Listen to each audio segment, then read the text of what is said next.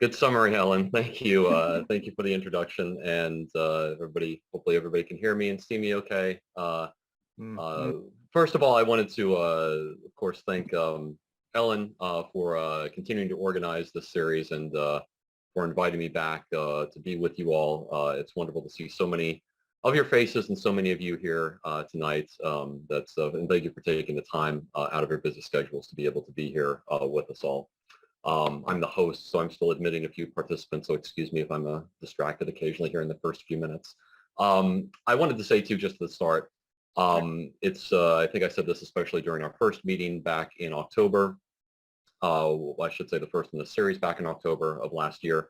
It is a deep and really deep pleasure to be with an institution such as Temple Sinai. You all ask incredibly engaging questions, highly knowledgeable. You can really tell that you are thinking about these issues that we've discussed.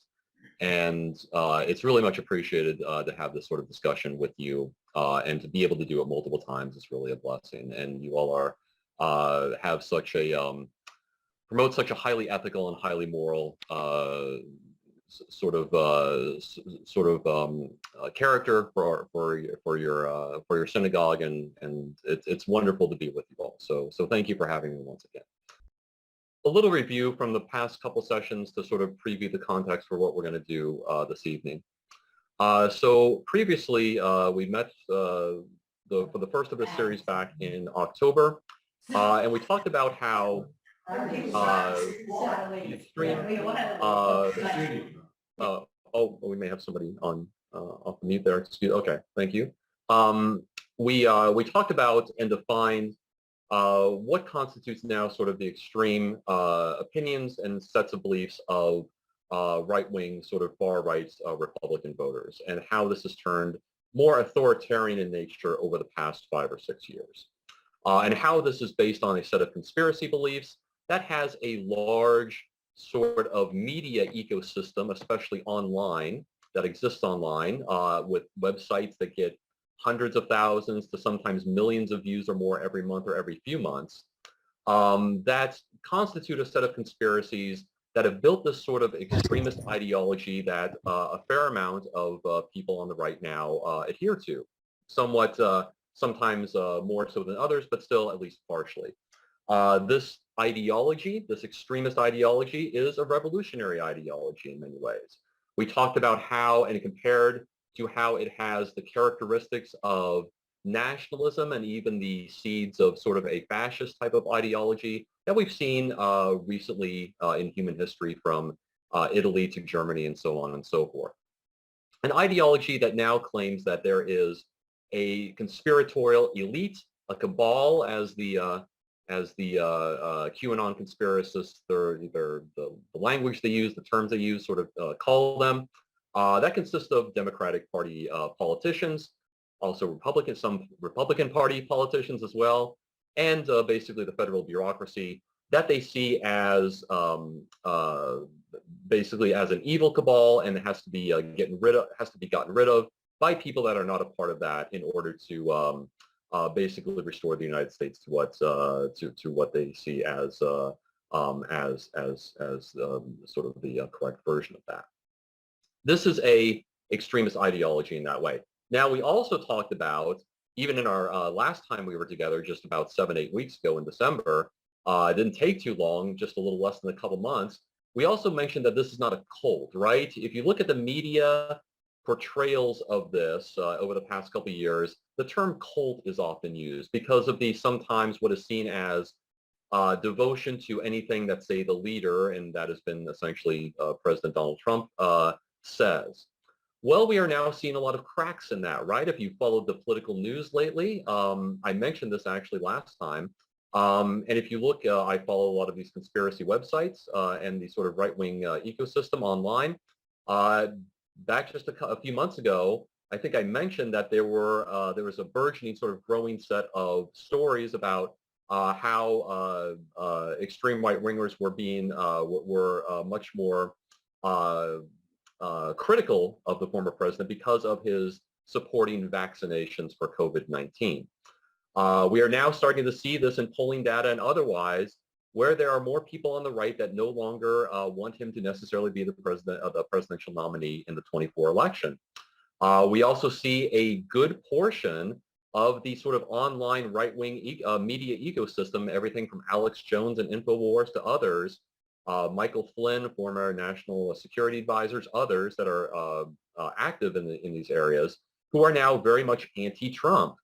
So this is not a cult.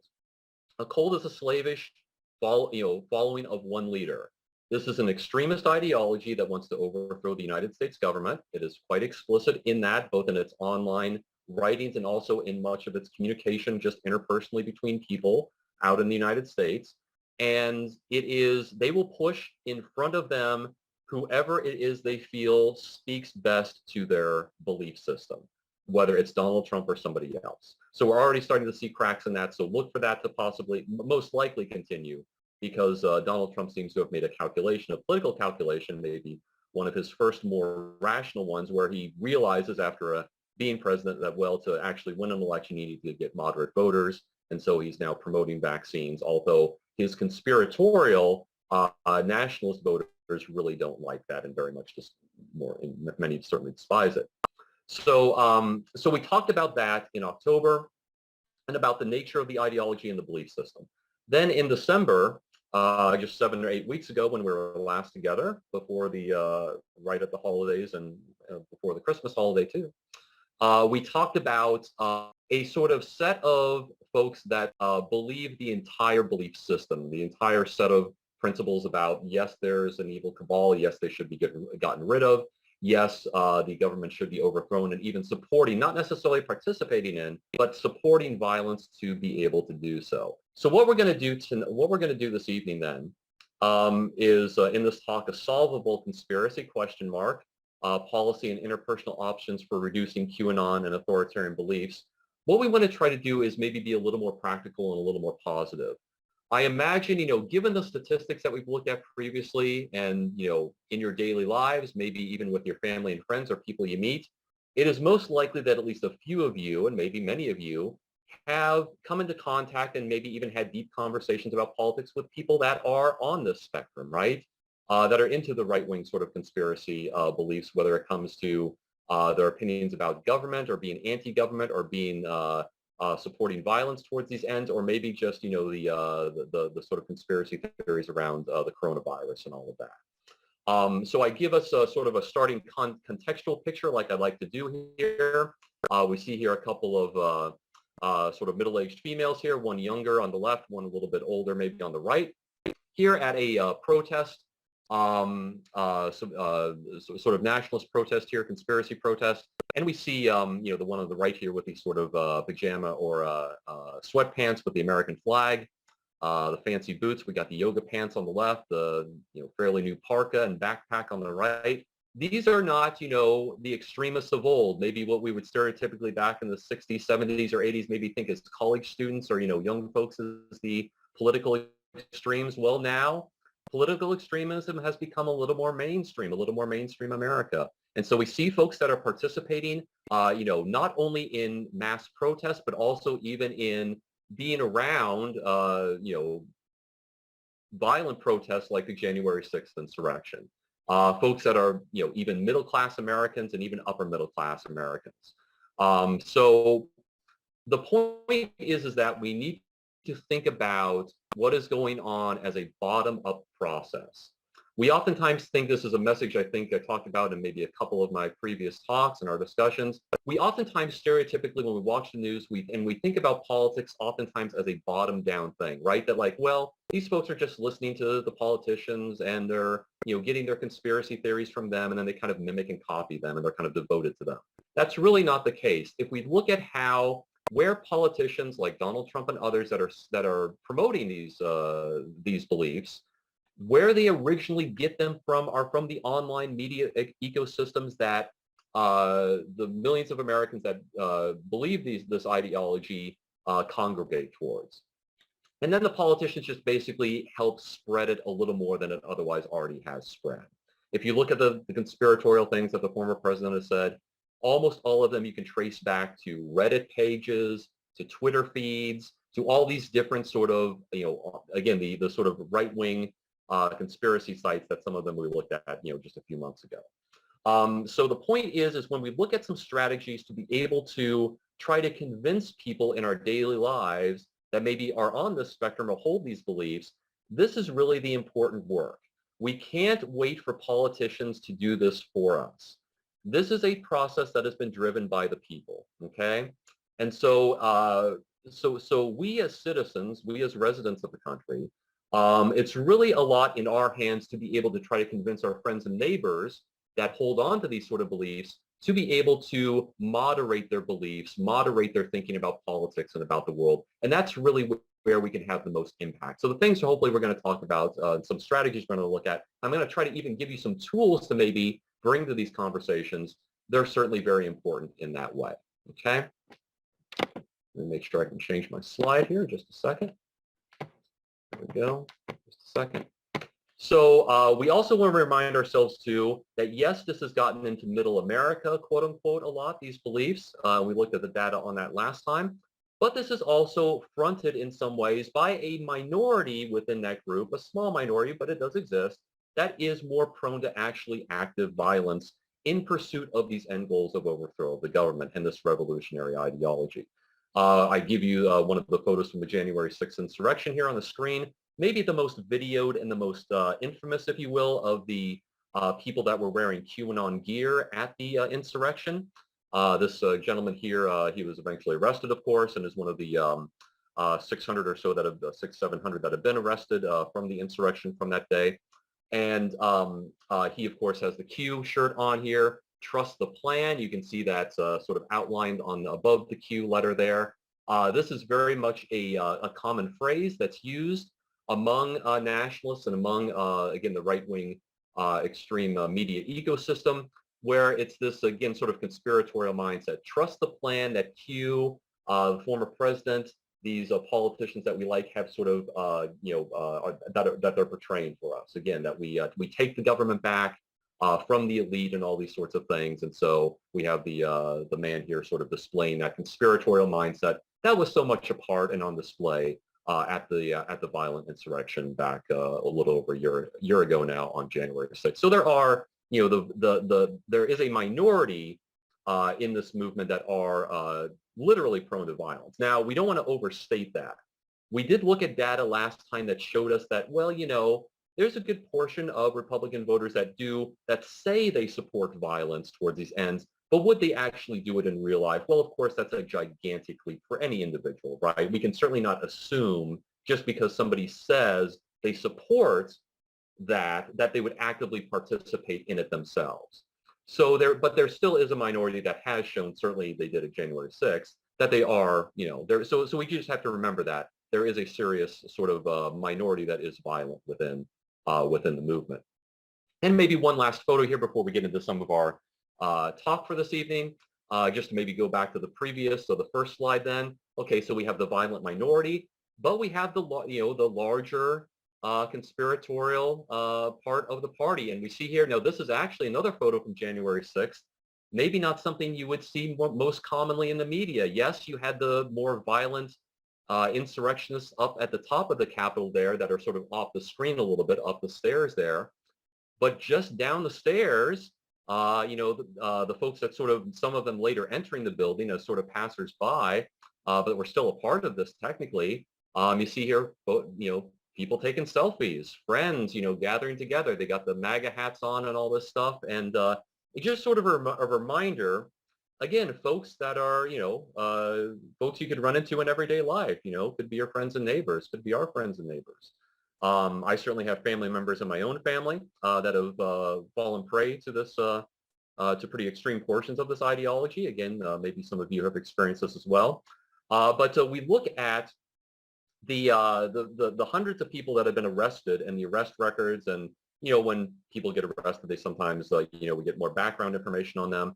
I mean, let's remember too that as one of the first culminations of this movement, January 6th, 90% of the people there were not formally affiliated with any paramilitary organization.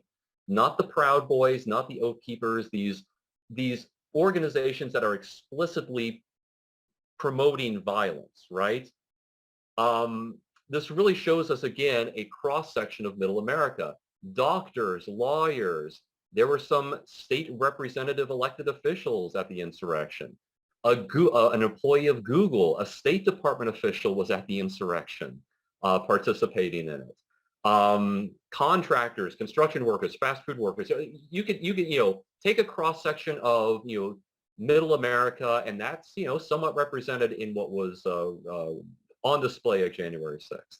So again, it just shows us that as we talk to people in our daily lives and when we encounter them, we do want to understand that this has become a more mass sort of thing. And again, by our estimates last time, if you look at anybody from dabbling in this all the way to the ones that believe the entire ideology, we're talking somewhere maybe above 40 million Americans total, both Republicans and independent voters.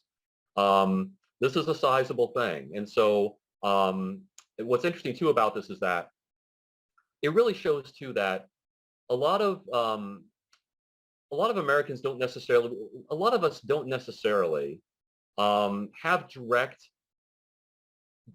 experience with what authoritarianism actually means. If you look at some of the texting records of some of the people that have been arrested for the January 6th violence and insurrection, there are all these text records, people saying, people had, full-time jobs, there was one woman, for example, that was sitting, that got all the way into the chambers of the House, was one of the people sitting on the parliamentarian's chair. She was like a school psychologist in a Cleveland, Ohio school district, for example, somebody you would think would just be a, run-of-the-mill everyday person. And, you have all these text records of people that were at this January 6th event saying like, oh, we're bragging about, oh, we're going to go do this thing. We're going to, literally like, we're going to go take down Congress. We're going to overthrow the government. Then, I'll be back tomorrow on Tuesday, in the office, that sort of thing, like this, hundreds of people literally treating it as like this incredibly trite kind of thing, like, oh, we're just going to, on Monday, we're going to go overthrow the government. Then we'll be back tomorrow, we'll be back home and everything's going to be fine. We'll just have the politics that we like all of a sudden instead of, those other people in charge.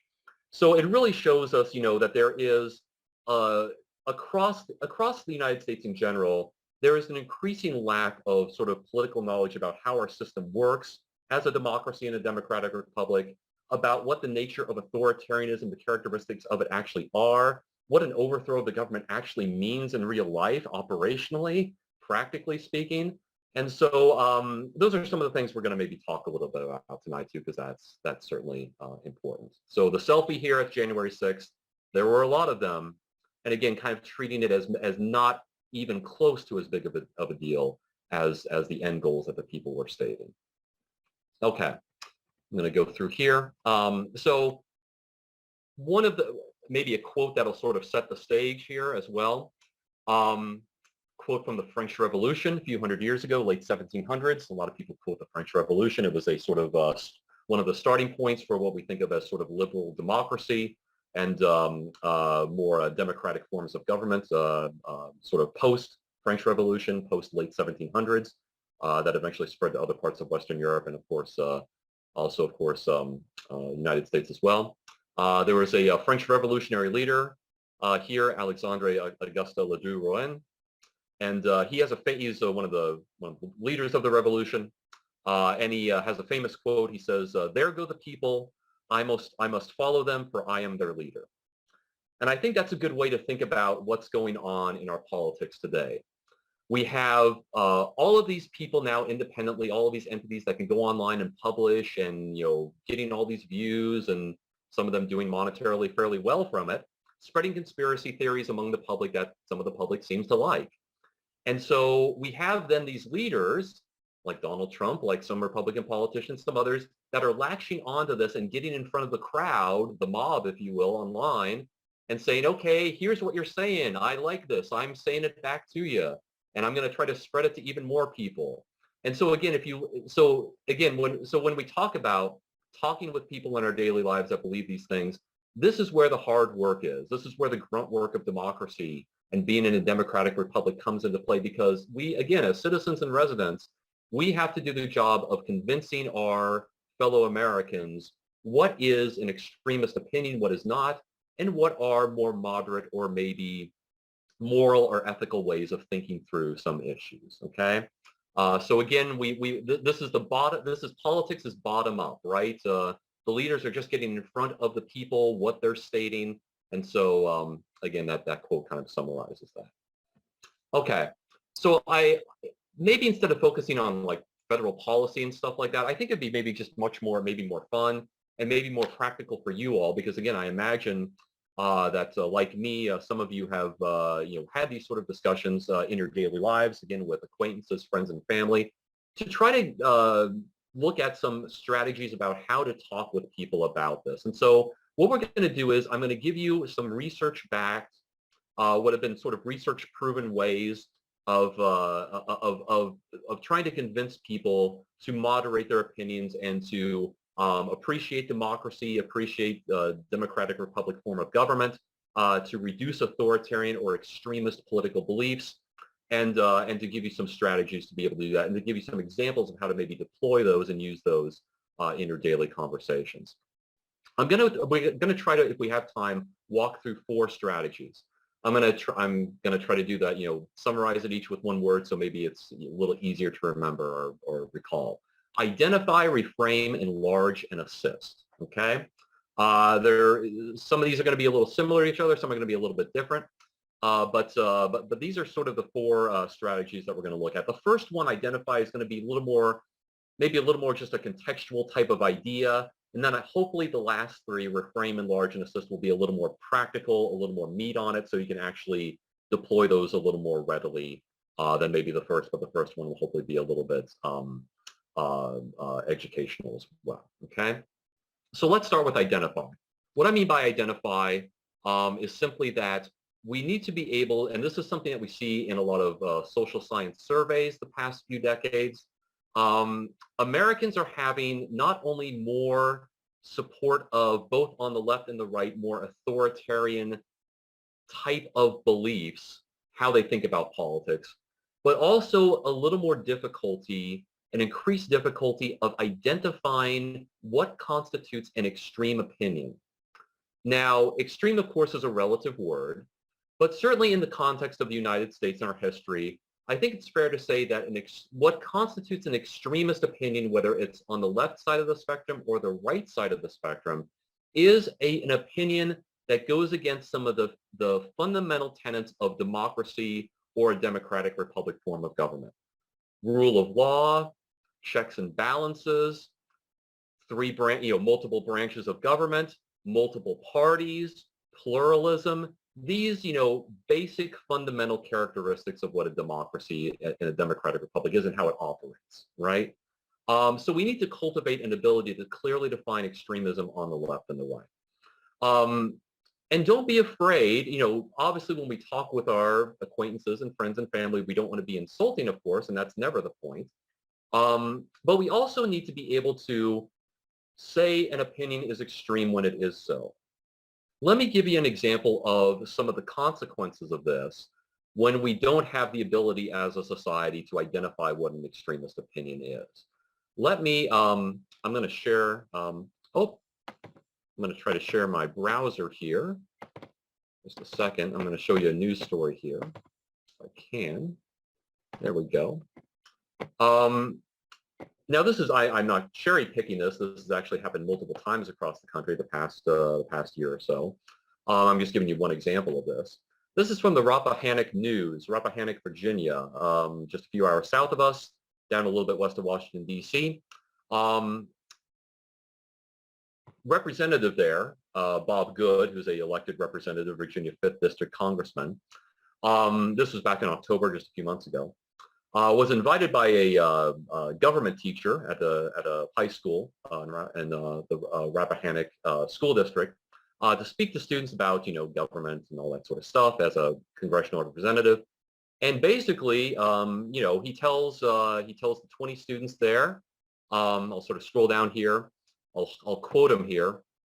Basically, telling them to thwart the rule of law, to thwart the Virginia's Department of Public Health mask mandate, and basically saying you all should not wear your masks in mass across the school. And what are they going to do about it? I'll quote them exactly here. And then newspaper, this is not the Rappahannock News is not a bastion of conspiracy, so I think we can trust them generally. I'm quoting Representative Good here. If nobody in Rappahannock complies with the mask mandate, they can't stop everyone. If I was y'all, I'd say none of y'all wear a mask. What are they going to do? They're still going to have school. So basically, he goes on like multiple times. And now, look, this is one thing if it's an adult, right? This, I mean, let's put it in context.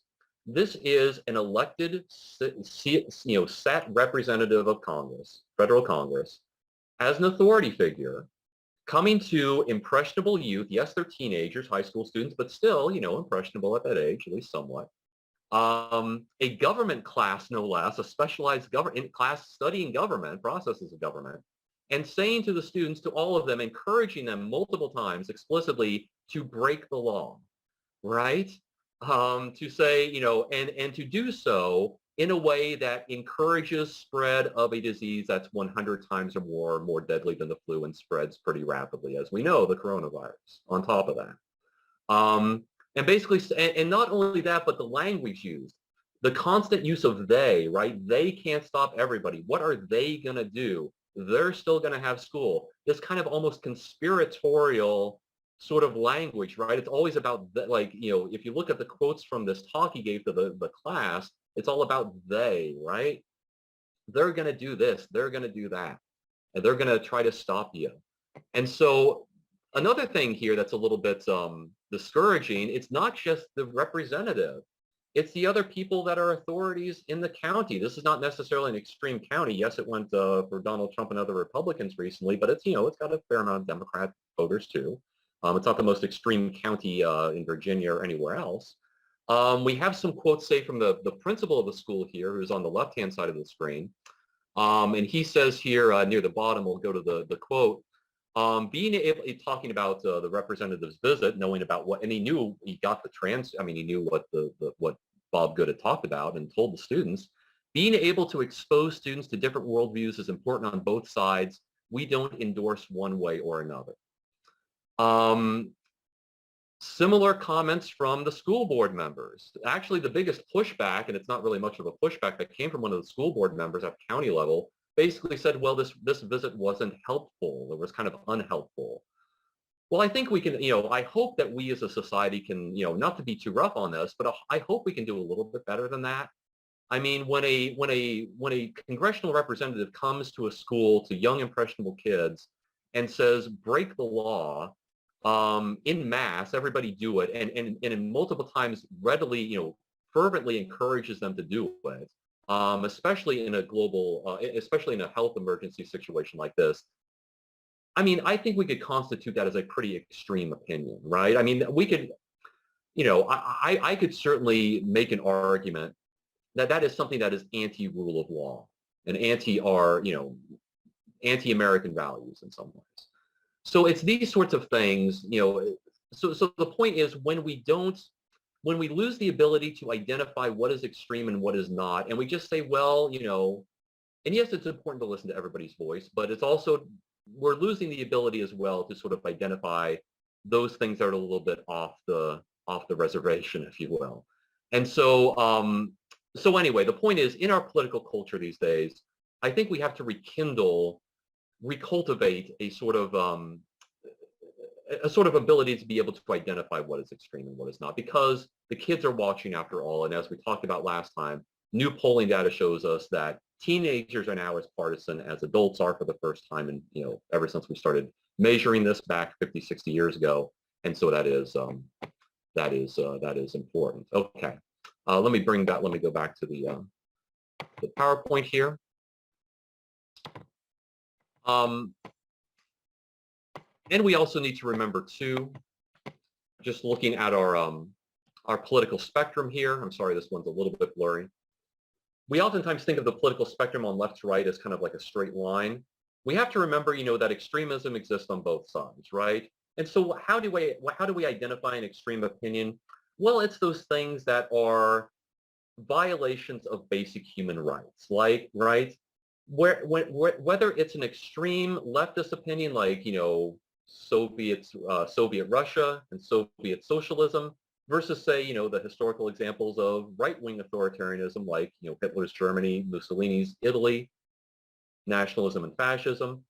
What these things have in common is that they are trying to implement an ideology uniformity across the population, right?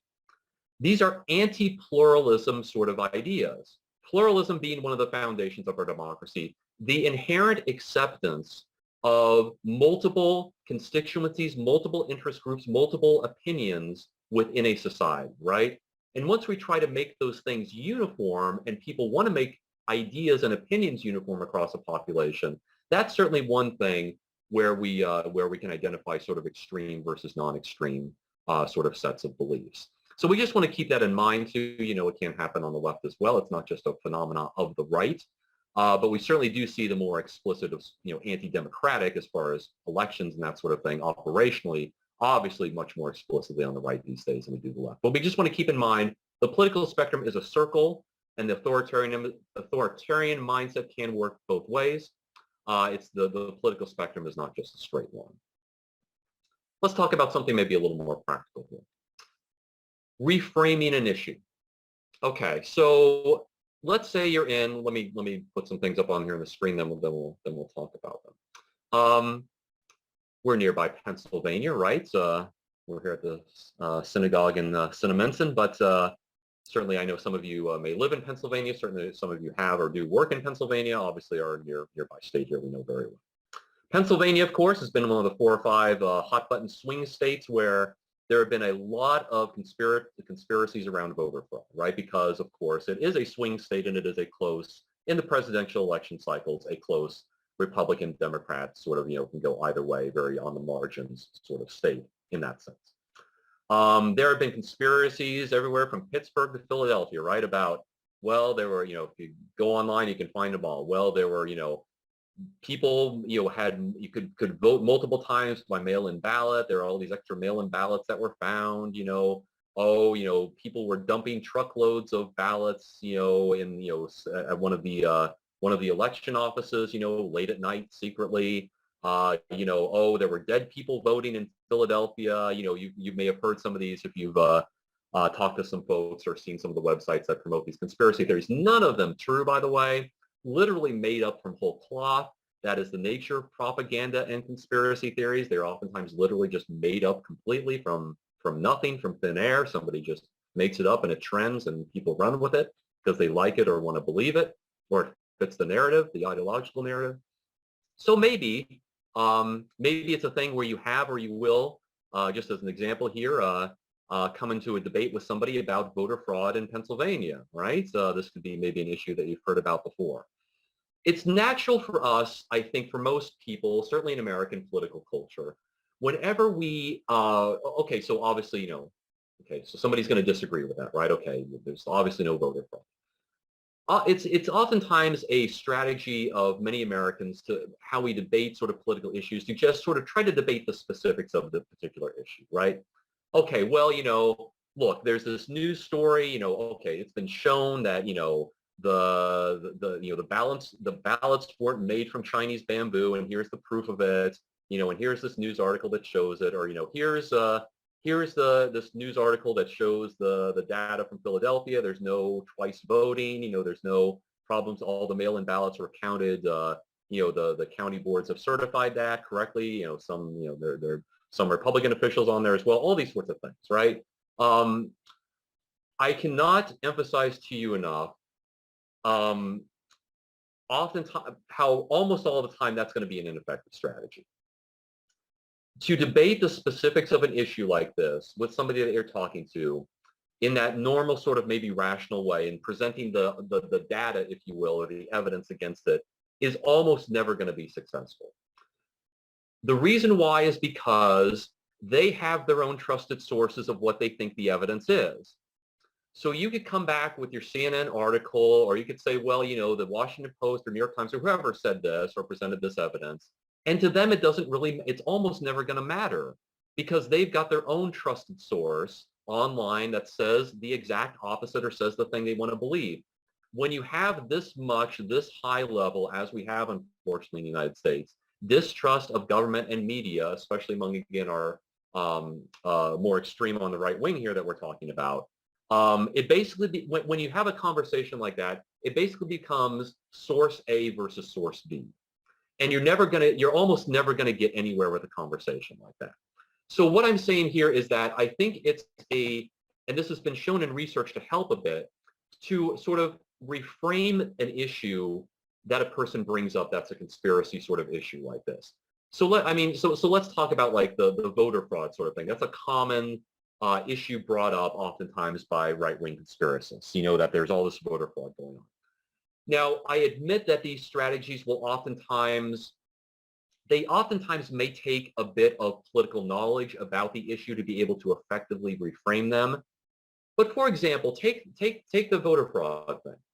Well, reframe it as a bigger issue, not specifically about all the evidence in Pennsylvania, but reframe it as, well, mail-in balloting exists all over the country, right?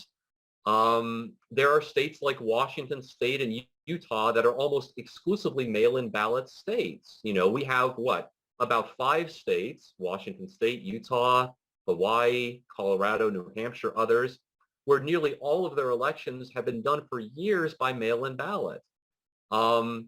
Not only that, those states have some of the most secure, lowest fraud elections of recent years. So the strategy is, again, to sort of take the issue and make it, this also sort of goes along with the next one we're going to talk about, sort of enlarging the issue, to sort of take a wider lens of the thing and reframing it from a very specific sort of specific micro issue to a sort of wider trend, if you will, okay?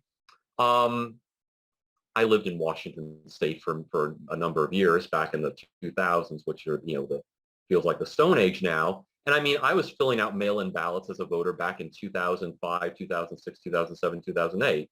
Mail-in balloting, that is now almost an evil word on the right, the conspiratorial right, has been around for over a decade as almost the exclusive way to vote in some of our major states like Washington State and Utah. Take Utah, for example. Utah is a ruby red Republican state, and since 2016, nearly every election in Utah has been run by almost exclusively mail-in ballot. So these arguments start to fall apart a little bit when you can reframe an issue to sort of a bigger picture sort of thing. So I really cannot emphasize enough, don't get into the evidence weeds, if you will, on these things, because again, all you're going to end, and besides them having their own evidence sources for things, what it's also going to unintentionally do is it's going to legitimate the opinion more with the person you're talking to. Because if you argue it as a legitimate issue, like, well, there's all this evidence that says it's not this, people that hold extremist opinions will take this as, this is a legitimate opinion I'm holding, right? If you can frame it to larger issues of principle and just larger, a larger sort of reframing, it'll make them at least think a little bit more about the issue in a larger sense, okay? So reframing issues can work, have shown to reduce extremist opinions at least a little bit. Also focus on the values of democracy in a democratic republic, as we've talked about. And how the individual you're talking to may be contradicting or advocating their destruction. We'll talk about that a little bit, I think, next with the next associated sort of strategy here. It sort of goes hand in hand. It's kind of a corollary with this, enlarging an issue. Okay, when you're talking to a person with. Taking an issue. So again, we talked the voter fraud issue. I think we sort of mentioned how to sort of do that. To not only enlarge an issue, but also to be able to learn something together as you're discussing something with the person that you're debating these beliefs and things with.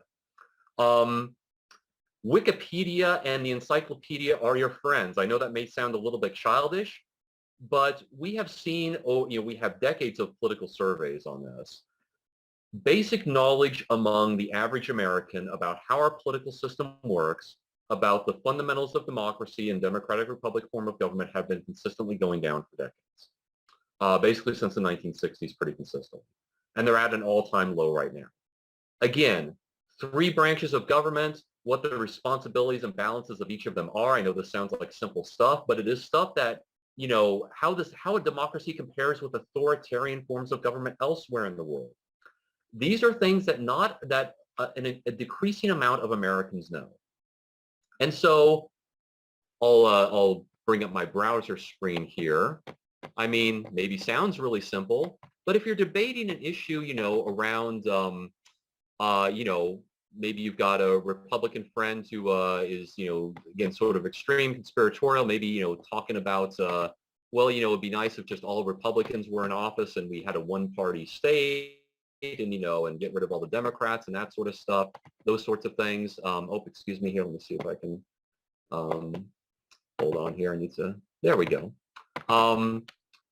Bring up, you know, talk about pluralism as a concept, right? Enlarge the issue. Bring it back to basic, you know, values of democracy.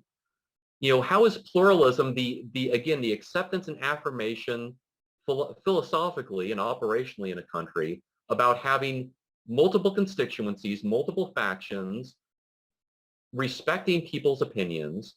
How is that important in power sharing and sharing power in a government, right? What are the problems of not being pluralistic? If you don't support pluralism, and I bring up the pluralism thing because it is a fundamental tenet, of course, of democracy. In my field work with a lot of nationalist voters, you would be amazed how many are just explicitly anti-plural, like anti-pluralism. Like you bring up the concept of plural, I mean, just again, sort of a basic tenet, right? Well, you know, there are multiple voices in a democracy, and those, you know, we need to be able to moderate between them. Oh, that's, you know, that's garbage, you know, that sort of thing. So, you know, learning these things together with the person you're talking to, take a debate, take a discussion as an opportunity to maybe bring up some basic definitions of things, right? And maybe how the other person's opinions are possibly contradicting those things, those tenets of democracy. So again, just enlarging the issues, reframing them. Don't necessarily get caught into the weeds of what the other person is trying to draw you into a heated, emotional, sometimes emotional, naturally emotional debate about. Reframe and enlarge the issues here and bring it back to sort of tenets of democracy. And that can be a strategy. And look, another thing too, this, you know, the strategies we're giving here, we're talking about one of the most difficult things for human beings to do. One of the most difficult things for human beings to accomplish. And that is changing somebody's political opinion through conversation. And especially when we talk about extremist political opinions. Those are the hardest to change by nature. So the analogy I would give is, you know, oftentimes when I talk to people that are in these conversations and they, you know, they feel like they're hitting their head against the wall all the time, right? That's kind of the common metaphor that we use in you know, in American culture when we try to convince other people of our, you know, try to convince them of our beliefs and all of that. You feel like you're hitting your head against the wall. You're not making any progress. Don't think of it as moving the entire wall in one conversation, right? Think of it as like chipping a little bit away at the wall each conversation. So, you know, okay, so maybe, you know, you talk about the concept of pluralism or something like that a little bit, or the concept of balance of power. The person may not even express agreement with it initially, you know, but if they see the definition, even if they just think about it for the first time, I can near guarantee you there will be a little bit of a crack there in that ideological sort of thinking. They're thinking about it, okay? And many people do not think about these more basic tenets a lot of the time when they're, you know, into the weeds on all of these different exciting sort of political sort of issues of the day. So if we can reframe these things, enlarge them like that, it really can make a difference. One more thing here, one last strategy, then we'll go to questions. This is actually something to give to people or show to people. Let me bring up my PowerPoint again. Actually, before that, let me bring back up my browser. Excuse me, this one's on the browser. This one may look pretty simple too. It's from our good friends at Facebook. Talk about social media, okay? I know sometimes not our friends these days, but okay. This one actually, I'll show you the data here after I show you this particular thing. There was actually a very good study done within the past couple years by actually a group of folks in poli-sci at Princeton, just up the road here. They do excellent work on sort of studying misinformation, propaganda. They have some good researchers, profs up there that do that sort of thing. Anyway, they did a study, what they call an intervention study, where they took an online sample of people where they measured their political opinions, and they sort of found people that hold sort of sort of bias towards false news, bias towards extremist opinion. Okay. And then they, what they did was an intervention, and I'm showing it here on the screen, just a tip sheet. They showed them a tip sheet and they quizzed them on it, made sure they read all the way through it. They quizzed them that they knew this tip sheet that I'm showing you here. Basically a tip sheet of how to avoid misinformation online, about how to avoid propaganda, about how to spot it, okay? I mean, so it looks pretty simple, like 10 different little strategies. Be skeptical of headlines. False news stories often have catchy headlines that are that maybe have a lot of exclamation points, or these are the characteristics of a propaganda or maybe far right-wing sort of website. Shocking claims. Look closely at the link, a phony link or maybe a link that tries to mimic maybe a more legitimate looking website. A lot of these conspiratorial websites have these really long, really weird sort of, linked names, website names. Sometimes that can be a pretty easy giveaway about what is a fake news site and what is a more legitimate news site.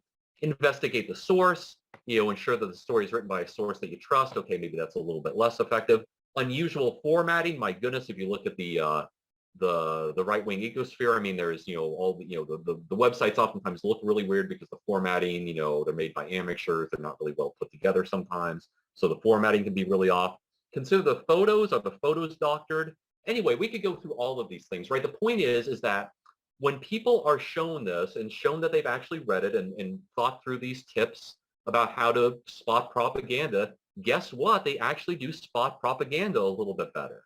And I'll take this down here and I'll show you just one of the result charts from this recent study here.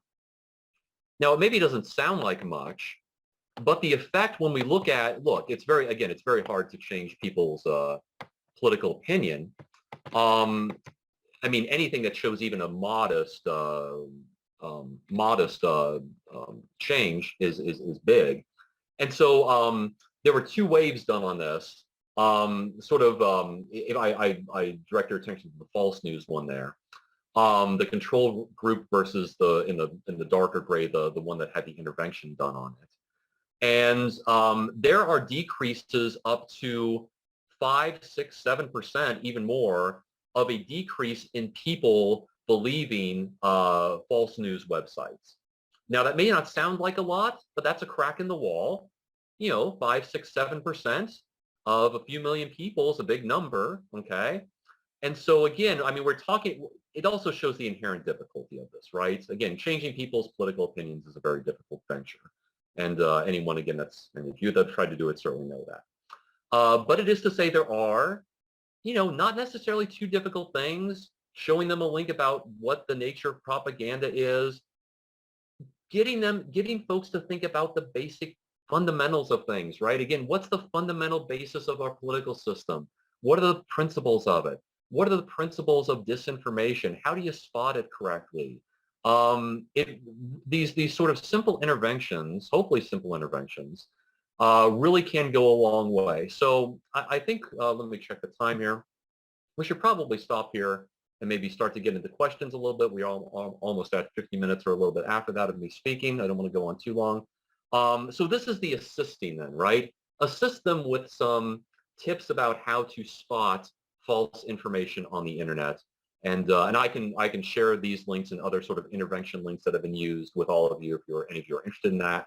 If you wanted to share it with somebody that you're trying to convince of these things, and certainly that's been shown through research anyway, to sort of help here. And I'll take down my screen here, and I can give them back to Ellen or others. Maybe we can however we want to moderate questions that we have, if we have any, and we'll be happy to continue the discussion here. So hopefully those things start to help to think about these conversations that we continue to have with our fellow Americans. So. Thank you, Dr. Chapman. Can everyone hear me better now? Mm-hmm. Okay.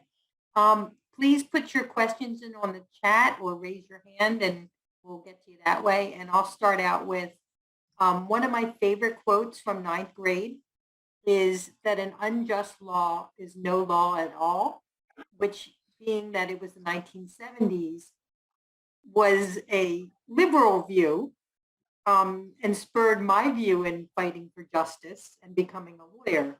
So by way you discussed today, that's rather an extreme position. No, and this is an excellent point to bring up. Obviously, that is not an extreme position, or should be considered one. What I should have said more precisely is that we need to consider the tenets of democracy as a whole, right? Not just one-off sort of thing. So it's not just the rule of law; it's also inherent human rights, right, for everybody, regardless of race, color, creed, demographics, so on and so forth. It's the tenets of, again, our structure of government, right, not beyond the rights, how we structure our government and balance powers. So it's taking those basic principles as a whole, the rights, the human rights, the rule of law, the structure of government, those different prongs, as a holistic sort of thing. So you're exactly right, Ellen. We would obviously we would not in any good rational or good faith way consider that an extreme opinion. But when we look at the entire tenets of our system, taking all those into account, hopefully we can start to, and we do take those into account, we can hopefully start to identify more what are fundamentally opposed to those, right? Again, the attempt at an imposition of a one-party state, the attempt at an imposition of a uniform ideology, the attempt at trying to suppress large portions, even small portions of our society politically. Those are obviously inherently anti-democratic, and so. But it's an excellent point, of course. I believe yes. Marge has a question, and then we'll do Rich's. You can see it on the chat. Yes. Yeah, sure. I do not have a question. I have a thought. I think what is hurting us on the other side, the opposite side of QAnon and the extremists, is you take a prominent Democrat, Robert Kennedy Jr., who is screaming about anti-vax. His father was such an outstanding human being. This is what he's preaching just a few days ago. Barry Weiss, who was a prominent journalist on the New York Times, was on with Bill Maher, who we know is a liberal. And she's saying, I am done with COVID. And he agrees with her, and she has a following. This is not good. And I also feel that if Joe Biden could strongly state that he had a bipartisan committee who said yes to the infrastructure bill, if he touted more what's being done on both sides of the aisle, we could get some more done because, he started off, it's been very rocky for him. So I think that he has to speak more about his major accomplishments and across the aisle. I think that will help everybody see that perhaps we do have a chance at a very strong democracy. Thank you. Thanks, Marge. Marge and Marjorie, if I can sort of speak to what you spoke about and extend a little bit.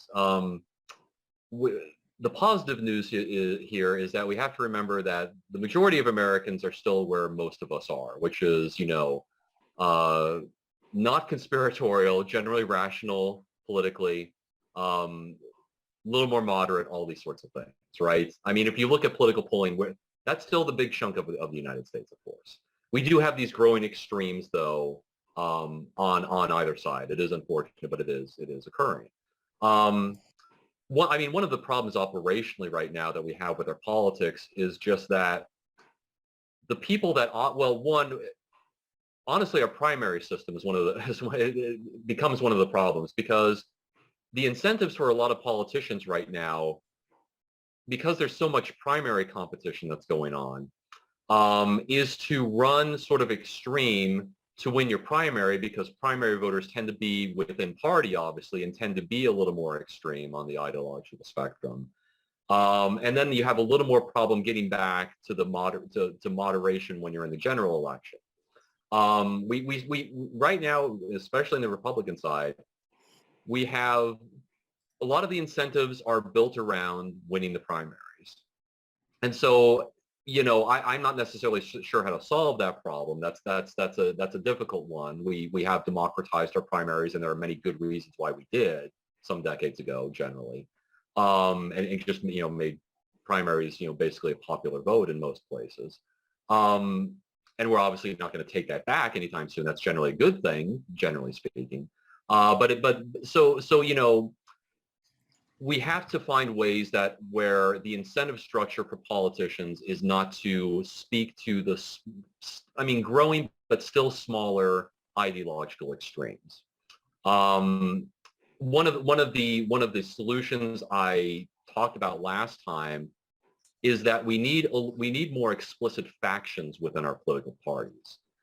Meaning that, you know, if you go back to like the 1970s, 1960s prior, we used to have a lot more explicit groups within our parties. Southern Democrats, Northern Republicans, you know, all these sorts of different things. It would be hard to maybe have regional factions right now, but we could certainly have some belief factions, you know, or moderate factions or things like that. So we need more. Our margins are so thin in the Senate and in the House. We need to have more faction building, I would say.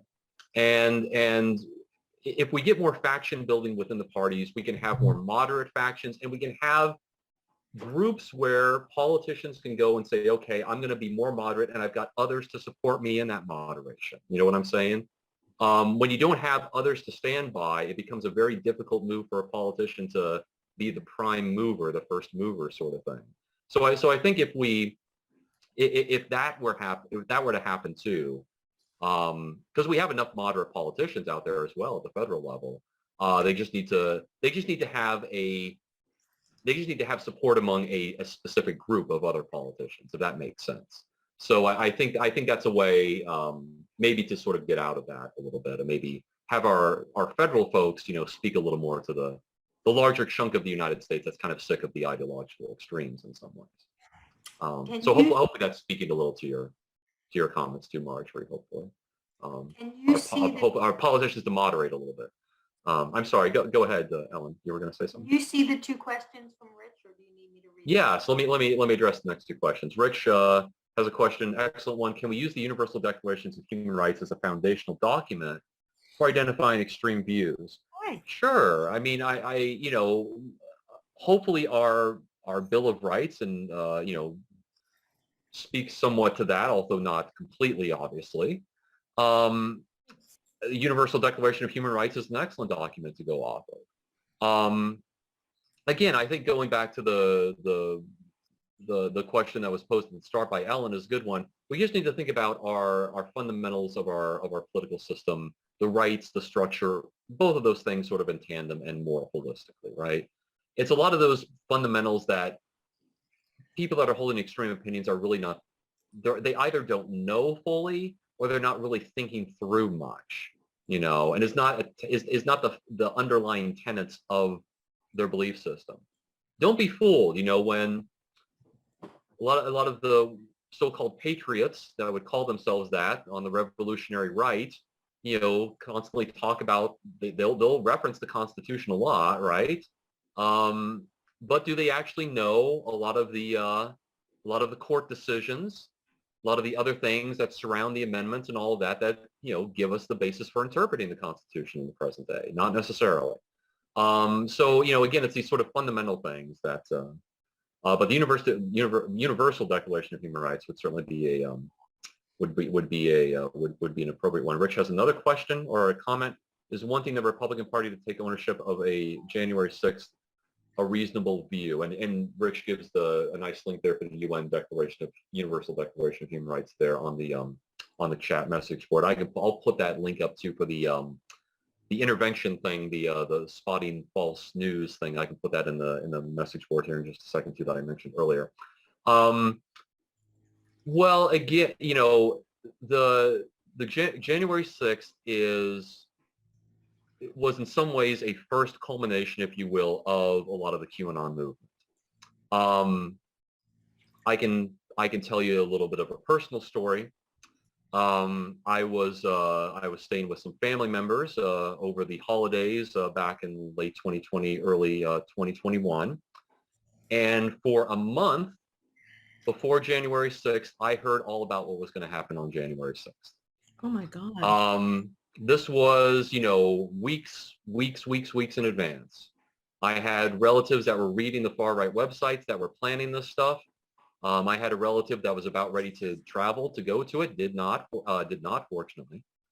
Now when I heard, you know, I followed this stuff and researched it then too, of course. When I you know, how much do you actually think a violent event like that is actually going to occur logistically on January 6th? I mean, I was thinking, okay, there's going to be a protest or something. There may be a big protest, like a street protest. Is there actually going to be violence? Are people going to actually get in the Capitol? Well, I mean, I certainly did not think that would practically happen. And we were all incredibly surprised, of course, when it did. I was even when I heard about the logistics of this for weeks beforehand from my relatives who were in it, in this thing, I was still surprised by it. So as long as that is one of the driving, it speaks to one of the driving tenets of the ideology. And as long as that is the ideology of a portion of the Republican Party that is prone to vote, then the incentives are not going to change for a lot of Republican politicians to take responsibility for that explicitly. Now they may be doing certain things behind the scenes that, you know, legislatively that they're not going to tell their constituents about, but you're certainly not going to hear them explicitly condemn it in the ways that we would certainly hope that any rational person would. So look, I mean, when you study these things, you look at the trend lines, right? You look at your position where you're at and you look at where the trend line's going. Trend lines right now, I mean, there's no decrease in online extremism as of right now, January 22, okay? Can those things change with a lot of, you know, there are a lot of things that affect these things. It's hard to predict where this is going to go. But right now we can say that this extremism has grown. It's pretty steady right now. It's not decreasing.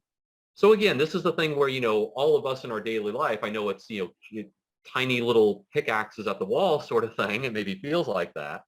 But it really is, you would be surprised how much difference we all can make in our interpersonal discussions with folks. Again, I can give you an example from a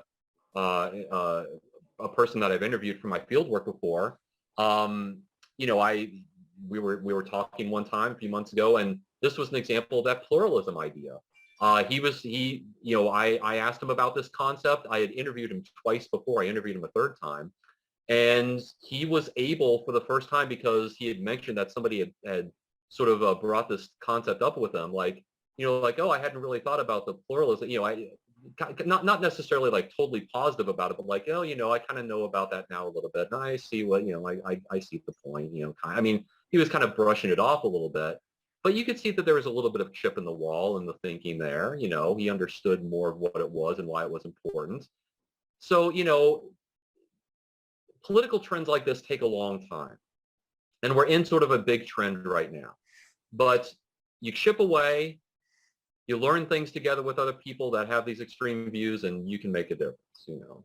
We have some comments here, or questions, maybe long ones here. John Conlian, who's our resident 1960s activist, quintessential activist of the 60s, has a question here as a devil's advocate.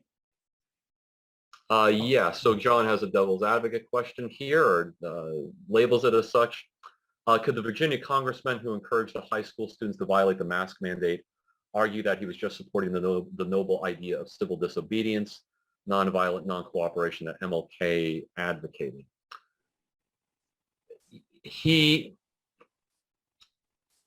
What are the I suppose he could try to make that argument, right? What is the issue off of which both of these arguments rest? Martin Luther King, we're talking about, the whole civil rights movement. We're talking about equality across a variety of parts of our society, variety of civil rights. Certainly a moral thing.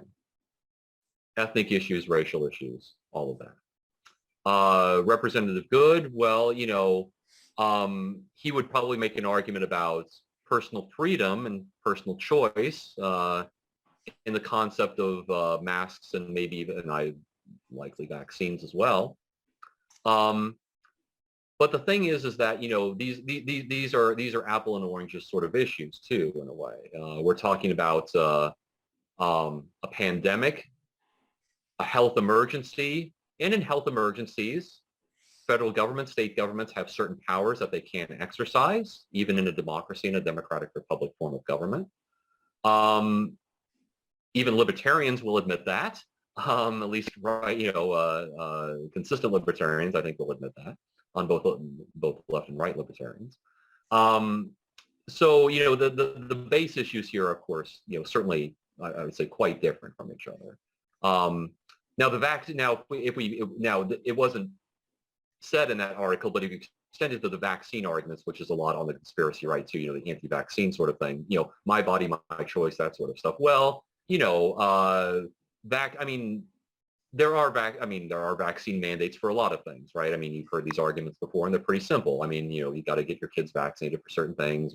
I think we know all of that. So that becomes a little bit of an inconsistent argument too. But no, you're right, Sean. I mean, there will be those arguments for civil disobedience, trying to legitimate those arguments that, like Representative Good was making there in that news article to those students. But what is the underlying issue that those arguments are being made off of? And I think, I certainly think they're fundamentally different, certainly in some ways. Hard to find a home in either political party. And more Democrats are openly pro-Palestine, anti-Israel, and there are several incidents of anti-Semitic speech from Congresswoman Omar and others, and Republicans are largely evangelical Christians who are pro-Israel but are sending millions of dollars to organizations to target Jews for conversion in America and in Israel. We have millions of Americans on the right who believe that Jews, the conspiracies about Jewish control of things, media, financial institutions, those sorts of things, and leftists who hate Zionism. Do we all see that our friends are limited in the politics of USA and Europe? And we've talked about this before, of course, and all of you know this, obviously. Obviously there's diversity within the Jewish community politically, just as any other community, of course. We obviously know that. You can see that in presidential elections, congressional elections, any type of election you look at. The various issues that surround Jewish Americans certainly do cross-cut the parties in interesting ways. Got a Republican Party that tends to be very, now obviously we don't equate, Jewish American with automatic support for Israel, of course, but just to take the Israel issue because it wasn't mentioned in this question and comment, take Israel as an issue. We have a Republican Party that's historically, at least recently historically, been pro-Israel. But that's also driven in a way, and it was a good comment last time, sort of about a larger Christian sort of idea about the Holy Land and all that sort of stuff. And it's not always grounded in, more explicitly Jewish sort of issues, if you will. So we have to take that sort of, again, sort of more holistic thing into account. There are reasons for it, right? It's not always the more explicitly Jewish homeland sort of issues. And there's obviously, you can find Democrats too that vary on these things as well. But you are right. The Israel issues of Jewish Americans, and again, I'm not obviously the expert here to say these things. We obviously have our audience here. They do cross-cut our current Democratic and Republican politics in let's say interesting ways, right? It's not, and it's also why we do see, a decent split among Republicans and Democrats too among the Jewish community. It is not a clear-cut spectrum there.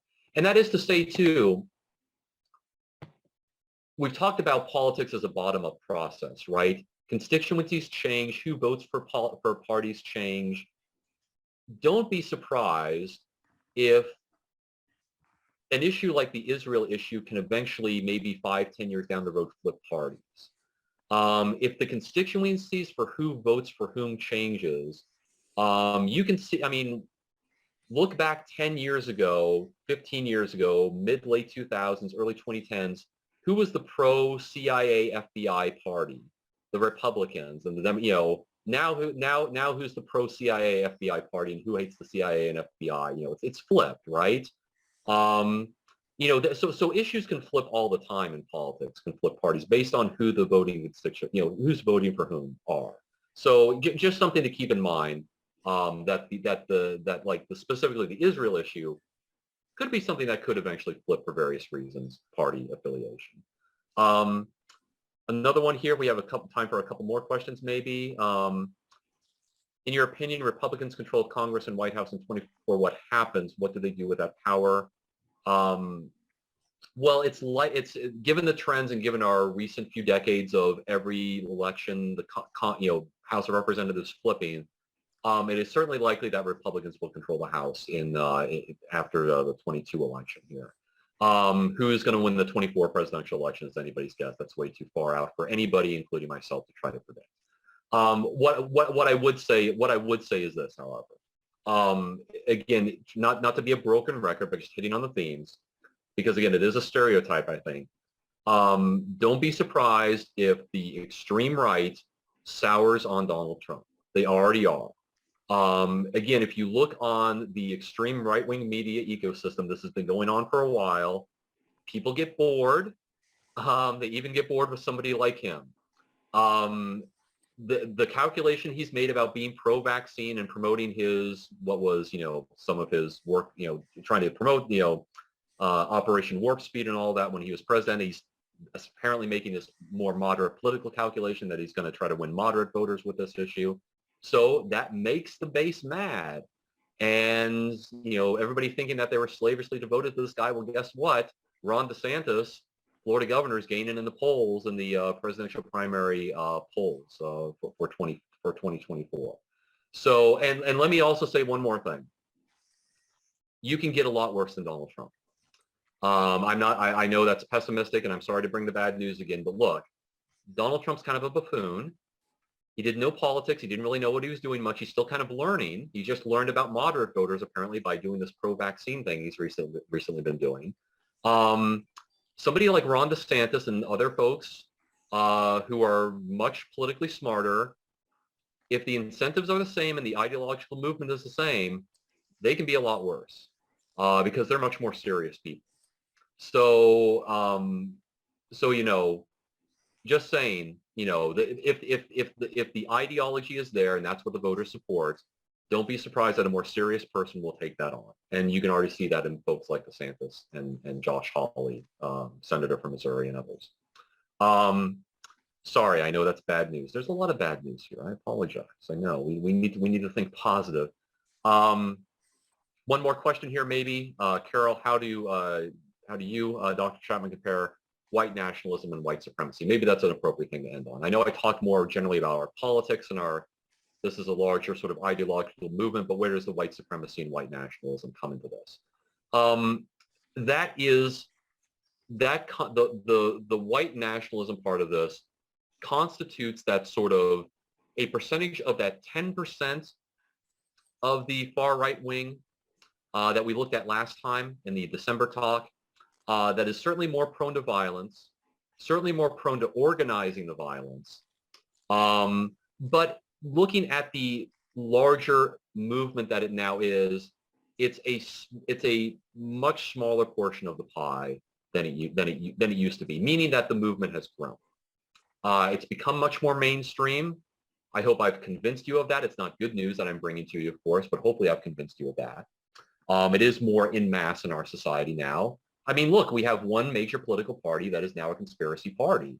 I mean, that speaks to the bottom-up nature of politics, right? I mean, that's our politics. If there weren't millions of people that believed it, we're still in a political marketplace in our society. That's the political marketplace, a free market politics, essentially, and that's what you get.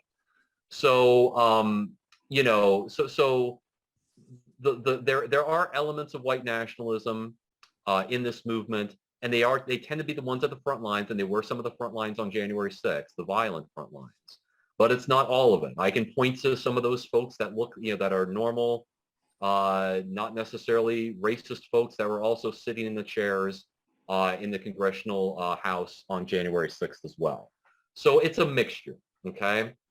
But this really is something that mimics ideologically historical nationalist and fascist movements. And I think we need to more think about it like that, rather than springing all from, say, or mostly from racism, so to say. There are elements of that, certainly. And you can certainly, look, you can certainly go to BitChute and other extremist websites and see that explicitly, a lot of it. But it's not the driving force for a lot of people that believe this stuff. It's more anti-government. It's more, you know, us versus them sort of stuff. I think that's about it, right? Could DeSantis declare a state of emergency during an election? Well, look, let me end on a good note. We have enough safeguards in our system that the person that's legitimately going to be elected in 2024 is almost certainly going to be seated in 2024. So I don't want anybody to lose any sleep over that. There's a lot of coverage in the media about that. We still have a court system that operates well, generally speaking, and that's a whole other subject. But worry more about convincing your friends and neighbors about not to believe this stuff. I think that's the point. And if you work on that a little bit in your daily discussions, you pick away at it, I think we'll make some good progress. So that's my positive note to end on. And hopefully we've gone through hopefully we've been able to talk about at least a few strategies about how to think about that and how to talk about and how to do it. So give back to you all. We appreciate everything. And I hope everyone has a wonderful night and that it doesn't snow tomorrow and that my Florida weather is warm and DeSantis goes away into the weeds. Thank you, Keep Ellen. warm thoughts and melt the snow for tomorrow. So there you go. And thank you, Ellen, for spearheading all of this. And Dr. Chapman, thank you very much. I think that was a very productive set of kind of strategies you've offered us. So. Well, thank you all. And again, hopefully we'll be able to, we can maybe hopefully use some of these things or think about them. So I hope it helps at least. So thank you all again for inviting me. And again, keep warm and keep the snow off tomorrow. Mm-hmm. And Thanks, thank everybody. you, Social Action Committee, Bye. for Have a good night. And thanks for the questions, everybody. Good night, everyone.